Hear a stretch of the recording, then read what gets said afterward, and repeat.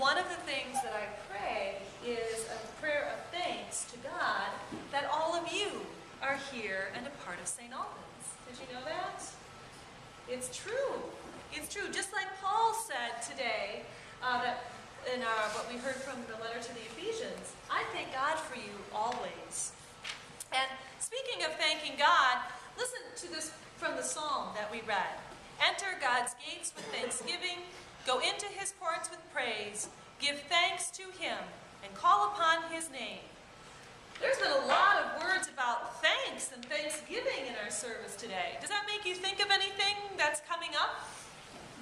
Thanksgiving. That's right, Thanksgiving is coming up. No school, right? Right? That's right. What do you guys do on Thanksgiving besides not go to school? What do you do? Celebrate Thanksgiving. How do you do it? How do you celebrate Thanksgiving? What do you do? What do you do? Visit our grandma and grandpa. Wow, that's a great thing. What do you do? Give thanks. Okay, very good. What do you do? Eat turkey. All right. What do you do? Go turkey watching. Okay, very good. Anyone else? What do you do on Thanksgiving?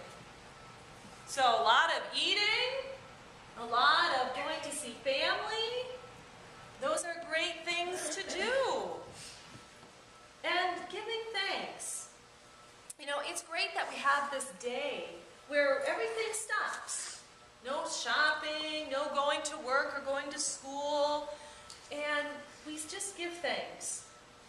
Did you know that there was a mother of Thanksgiving? There was a mother of Thanksgiving. Her name was Sarah Hale, and she lived a long time ago. And she and a lot of other folks thought it would be very important that this country of America have one day where we just stop to give thanks. So she wrote letters and she wrote articles and she convinced the President of the United States at that time, who was Abraham Lincoln, that's how long ago that was, that there should be a Thanksgiving in November, a day just to pause and give thanks. And the President thought it was that she had an important point, and ever since then, America pauses and celebrates Thanksgiving. And you know, her idea though wasn't new, was it? Because Paul thought it was important to stop and thank God, and so did the person who wrote the psalm. So as long as there have been people who know about God, we know that it's important to thank God. I wonder why it's important to thank God. Any ideas why it's important? Because people who are thankful, when we express that thanks, that's when we can grow closer to God and to one another. One person said it binds us to God and to each other.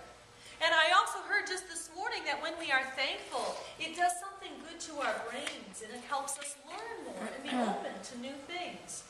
So there is a lot of benefit to us, both our minds and our hearts, when we practice being thankful, when we get in the habit of being thankful. You know what a habit is, right? A habit is something you do without thinking about it. Good habits, and there's not so good habits, but we can all be in the habit of being thankful.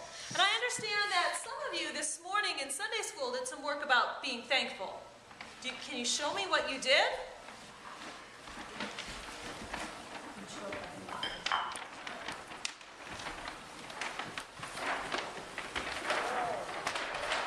Show us this great thing that you have done. Look at all of this. Give thanks. All these amazing, look, there are so many things on there. You have filled that up with things and people to be thankful for. We are going to put that as a frontal on our altar for Wednesday's Thanksgiving service. A frontal is just something we put on the altar to help us know what it is we are in church for. And we are going to be giving thanks. So we're going to put that on the altar for our Thanksgiving service. Good job, guys. And now I want to challenge you to create a habit of being thankful. So every every day, I want you to think of 5 things to thank God for. 5 things. You guys can just put that down because we're going to pray. And so you can just put that right down and you can take care of it during the grown-up sermon, which is not as important as this one. So, I want you all, you did such a good job thinking of all those things. Think of every day, 5 things.